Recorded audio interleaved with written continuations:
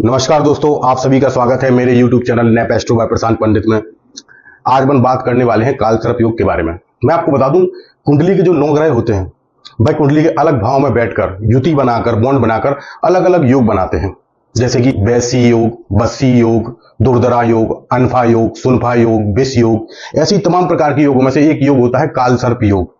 कालसर्प योग के बारे में आज अपन यहां डीपली समझेंगे। अगर आपकी कुंडली आपके हाथ में है तो आप बेशक बड़े अच्छे तरीके से समझ जाएंगे कि क्या आपकी कुंडली में कालसर्प योग है या आंशिक कालसर्प योग है या कालसर्प योग की मात्र छाया मात्र है।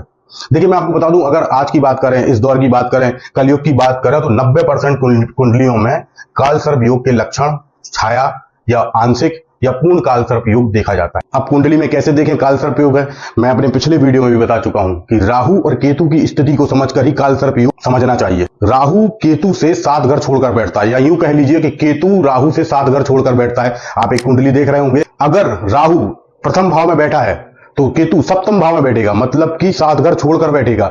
180 अंश मानकर चलिए, आप इसको 180 अंश का कोण बनाते हैं राहु केतु कुंडली में। अगर राहु द्वितीय भाव में बैठा है तो केतु अष्टम भाव में बैठेगा। आपको ऐसे गणना करनी है, जहां से राहु बैठा है वहां से 7 घर छोड़कर केतु बैठता है। ये सभी कुंडलियों में होता है। अब यदि राहु और केतु के मध्य सारे ग्रह आ जाएं, समझ रहे हैं आप बात को, दाएं या बाएं सारे ग्रह राहु की स्टार्टिंग से और केतु तक सभी ग्रह एक साइड आ जाएं, तो योग बनता है कालसर्प योग। राहु और केतु के मध्य अगर सभी ग्रह आ जाते हैं तो कालसर्प योग बनता है। इसको अपन समझ लेते हैं और अच्छे तरीके से। कालसर्प योग 2 तरह के होते हैं, उदित गोलार्ध और अनुदित गोलार्ध, मतलब कि ग्रस्त और मुक्त। ये कालसर्प योग होते हैं। जैसा मैंने आपको बताया कि राहु और केतु के मध्य सारे ग्रह आ जाएं, इसको आपको ऐसे समझना पड़ेगा कि राहु हमेशा कुंडली में बकरी चलता है और केतु बकरी चलता है। बकरी का मतलब उल्टा, अपनी चाल से उल्टा। अगर एक कुंडली की बात करें, आप स्क्रीन पे देख रहे होंगे, राहु अगर मेष राशि में बैठा है तो वह जाएगा मीन राशि में 12वें भाव की तरफ, उसकी चाल रहेगी। और राहु अगर मेष राशि में बैठा है पहले भाव में तो केतु तुला राशि में बैठेगा। राहु का भ्रमण रहेगा मीन राशि में, मीन से कुंभ राशि में, और इसी प्रकार केतु का भ्रमण रहेगा तुला से कन्या राशि में। इसको इस तरीके से समझना चाहिए। अब मैं आपको बता दूं, जैसे मैंने आपको बताया कि राहु और केतु के मध्य सारे ग्रह आ जाते हैं। देखिए, कुंडली में यूरेनस, नेपच्यून और प्लूटो को जगह नहीं दी गई है। मैं बात कर रहा हूं सूर्य, शुक्र, शनि, बुध, चंद्र और शनि की। अगर ये सारे ग्रह राहु और केतु के मध्य आ जाए, अब यहां भी 2 तरीके के योग बनते हैं कालसर्प योग के। एक होता है पूर्ण कालसर्प योग और दूसरा होता है विपरीत कालसर्प योग। अपन इसको कैसे समझेंगे मैं आपको बताता हूं। जैसे कि आप एक कुंडली देख रहे होंगे, राहु लगन में बैठा हुआ है और केतु सप्तम भाव में बैठा हुआ है। अब 8वां भाव, 9वां भाव, 10वां, 11वां और 12वें भाव के बीच में सारे ग्रह आ गए, ठीक है। तो इस कुंडली में राहु का भ्रमण कैसा होगा? जैसे राहु मेष राशि में प्रथम भाव में बैठा है और केतु तुला राशि में सप्तम भाव में बैठा है, तो राहु का भ्रमण कैसा होगा? राहु मेष राशि से जाएंगे उल्टे, बकरी है तो मीन राशि में जाएंगे। मीन राशि में जाएंगे मतलब एक एक करके सारे ग्रह राहु के मुख में आ जाएंगे। जैसे मैंने आपको बताया, राहु राक्षस का मुख है। अगर इसको सर्प योग से समझे तो सर्प का मुख जो है वो राहु है और जो पूंछ है वो केतु है। तो इस कुंडली में आप देख रहे होंगे कि राहु का जो भ्रमण रहेगा, धीरे धीरे राहु समस्त ग्रहों को अपने आगोश में लेता जाएगा, राहु के मुख में चले जाएंगे और उन ग्रहों को पापग्रस्त करता चला जाएगा, यानी उनसे मिलने वाले शुभ फलों को भी पापग्रस्त कर देगा। तो ऐसी कुंडली में पूर्ण कालसर्प योग देखा जाता है। इसी का विपरीत कर दीजिए आप, अगर समस्त ग्रह, 7 ग्रह राहु और केतु के मध्य, मतलब कि द्वितीय, तृतीय, चतुर्थ और पंचम भाव, षष्ठम भाव में बैठे हुए हैं, तो इस योग में क्या होगा? केतु भी बकरी चलते हैं, तो केतु का भ्रमण रहेगा कन्या राशि में। मतलब कि विपरीत कालसर्प योग में पीड़ादायक तो रहेगा, लेकिन तुलना में पूर्ण कालसर्प योग की थोड़ा कम रहेगा। ये है पूर्ण कालसर्प योग और विपरीत कालसर्प योग। देखिए, मैं आपको एक चीज बता दूं, यदि कुंडली के 1-2 ग्रह छूट भी जाते हैं, इनकी परिधि के अंदर 1-2 ग्रह बाहर निकल जाते हैं, तो ऐसा मानिए कि कुंडली में कालसर्प योग की छाया मात्र ही रहती है। मतलब कि आप कुंडली देख रहे होंगे, केतु के साथ में गुरु की युति है, समस्त ग्रह कुंडली के अंदर हैं, केतु की युति गुरु के साथ है, तो ऐसी स्थिति में गुरु का अंश बल देखा जाएगा। यदि गुरु का अंश बल केतु के अंश बल से अधिक है तो कहीं ना कहीं गुरु जो होंगे, बृहस्पति जो होंगे, वो इनकी परिधि से बाहर चले जाएंगे। तो ऐसे में इस कुंडली में कालसर्प योग पूर्ण कालसर्प योग नहीं रहेगा, मतलब कि आंशिक कालसर्प योग इसको अपन कह सकते हैं। कुंडली में इस तरीके से भी कालसर्प योग को देखना चाहिए। देखिए, कुंडली में जब राहु की युति मंगल के साथ, शनि के साथ, शुक्र के साथ, गुरु के साथ या बुध के साथ होती है तो तो ऐसी कुंडलियों में राहु के प्रकोप के कारण ऐसी कुंडलियों को अनिष्टकारी और शापग्रस्त कुंडलियां बोला गया है, क्योंकि जिस भी कुंडली में राहु के साथ किसी अच्छे ग्रह की या किसी भी ग्रह की युति होगी, कहीं ना कहीं राहु अनिष्टकारी होने के कारण उसके फल पर भी प्रभाव डालेंगे।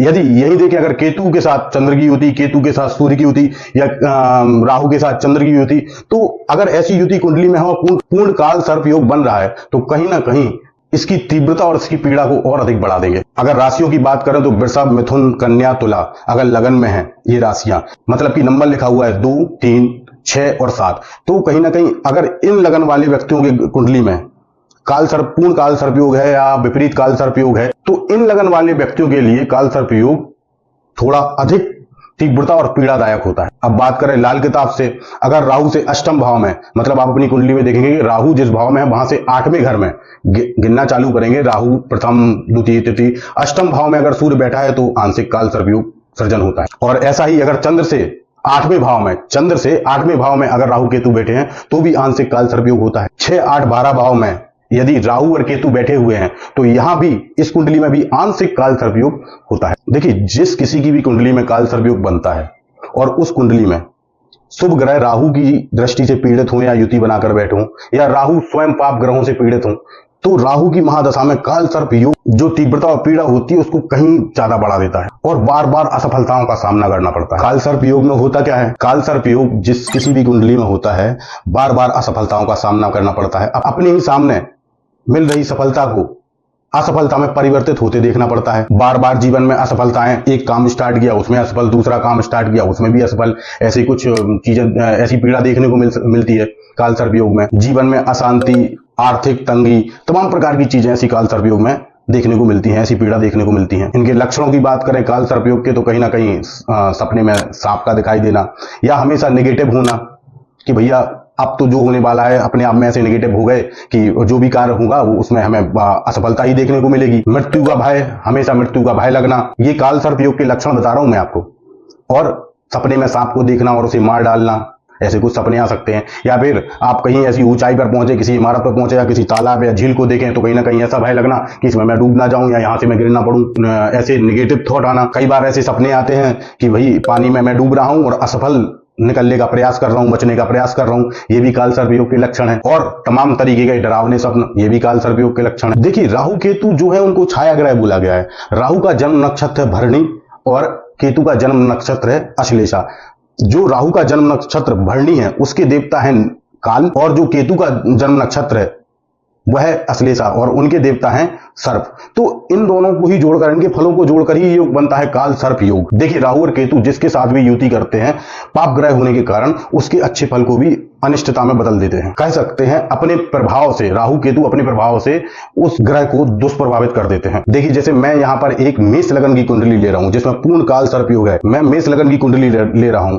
यहाँ पर देखिए, मेष लगन में प्रथम भाव में चंद्र हैं, धन भाव में मंगल हैं और तृतीय भाव पराक्रम के भाव में शनि और सूर्य युति बनाकर बैठे हुए हैं और सभी ग्रह राहु और केतु के मध्य फंसे हुए हैं। तो ऐसी इस कुंडली में पूर्ण काल सर्प योग है। कहा जा सकता है कि ऐसे जातक ने अपने लाखों रुपए शेयर मार्केट, जुए सट्टे में उड़ाए हैं। उदाहरण के लिए एक और मैं जातक की कुंडली लूंगा जहां पर राहु पंचम भाव में बैठे हुए हैं और इस कुंडली में पूर्ण काल सर्प योग है, क्योंकि सभी ग्रह राहु और केतु के मध्य फंसे हुए हैं। जैसा कि आप पंचम भाव जानते हैं, संतान का भाव, हायर एजुकेशन का भाव, पूर्व जन्म से रिलेटेड चीजों का भाव, प्रेम का भाव, प्रेम प्रसंग का भाव, ये पंचम भाव होता है। इस कुंडली के जातक को कहीं न कहीं शिक्षा में दिक्कत आई, उच्च शिक्षा में दिक्कत आई, या कैसे भी करके उच्च शिक्षा हासिल कर ली लेकिन सही दिशा में उस शिक्षा का ज्ञान वह लगा नहीं पाया। मतलब कि शिक्षित होने के बाद भी उसे कोई ऐसी दिशा नहीं मिली जिसके वह लायक था। मतलब ऐसी शिक्षा का क्या जिसका उपयोग ही नहीं कर पाए, किसी और अन्य लाइन में चले गए। देखिए, पंचम भाव संतान भाव है, तो कहीं ना कहीं संतति में देरी हो सकती है, संतान में दिक्कत आ सकती है। या तो संतान में देरी होगी या संतान होगी ही नहीं,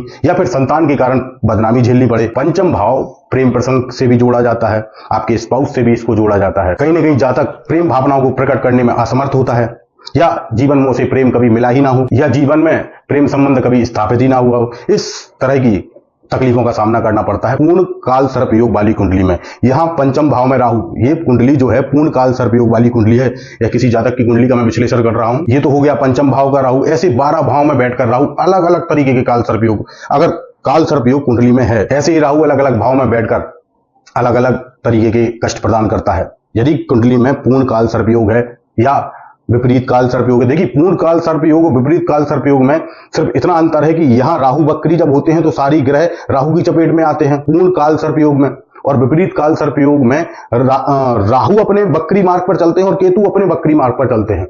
तो ग्रह पहले केतु की चपेट में आते हैं, तो कहीं ना कहीं कह सकते हैं कि पूर्ण काल सर्प योग में तकलीफें ज्यादा बढ़ जाती हैं, लेकिन विपरीत काल सर्प योग में कुछ कम तकलीफें तुलना में पूर्ण काल सर्प योग की तकलीफें कम होती हैं। जैसे मैंने बताया कुंडली में 12 भाव होते हैं, राहु और केतु अलग अलग भाव में बैठकर अलग अलग काल सर्प योग बनाते हैं। लाल किताब के हिसाब से कुंडली में 12 तरह के काल सर्प योग होते हैं। 12 भाव राहु केतु अलग अलग भाव में बैठकर अलग अलग काल सर्प योग बनाते हैं, जैसे कि अनंत काल सर्प योग, कुलिक काल सर्प योग, वासुकी काल सर्प योग, शंखपाल काल सर्प योग, पद्म काल सर्प योग, महापद्म काल सर्प योग, तक्षक, करकोटक, शंखचूर्ण। अगर डिटेल में बात करें तो वीडियो काफी लंबा हो जाएगा, इसलिए मैं इस वीडियो के 2 भाग बनाऊंगा, जिसमें राहु अलग अलग भाव में बैठकर जो मैंने आपको काल सर्प योग बताए हैं 12 तरीके के अलग अलग काल सर्प योग, कि कैसे कौन से काल सर्प योग में राहु किस तरीके परिणाम देता है। साथ ही काल सर्प योग में कहा जाता है नासिक जाके पूजन करना, उज्जैन जाके पूजन करना,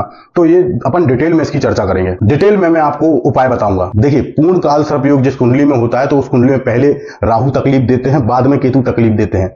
लेकिन विपरीत काल सर्प योग जिस कुंडली में होता है उसमें पहले केतु तकलीफ देते हैं, फिर बाद में राहु तकलीफ देते हैं। यदि सर्प की बात करें तो सर्प को शक्ति और सूर्य का अवतार माना गया है। यदि प्राचीन भारत की बात करें तो यदि किसी व्यक्ति की मृत्यु सर्प के डसने से होती थी या सर्प दंश से होती थी तो उसे काल सर्प योग से ही जोड़ा जाता था। देखिए काल सर्प योग में से अगर काल निकाल लें तो सिर्फ सर्प योग ही बचता है। देखिए अब मैं सर्प योग की बात करूं तो सर्प योग तो फिर महायोग हो गया। जिस भी किसी दुनिया की जीवात्मा को सर्प योग अगर प्राप्त हो जाए तो वह दुनिया में अद्वितीय हो जाए, कह सकते हैं अद्वितीय पद को प्राप्त कर ले। यदि सर्प की बात करें तो संपूर्ण सृष्टि के पालकहार भगवान विष्णु सहस्त्र फन वाले शेषनाग से युक्त हैं। भगवान शंकर शिव जी के कंठ में भी वासुकी जी हैं। अगर बात करें भगवान रामचंद्र की त्रेता युग की तो लक्ष्मण जी शेषनाग के अवतार, जो हर समय अपने भाई के साथ रहे। द्वापर में जब कृष्ण जी का जन्म हो रहा था तब उनको जब मथुरा से गोकुल ले जाया जा रहा था तब भी शेषनाग ने अपने सहस्त्र फनों से उनके ऊपर छाया कर दी थी। अगर बात करें जैन मुनियों की तो जैन मुनियों के 23वें तीर्थंकर पार्श्वनाथ भगवान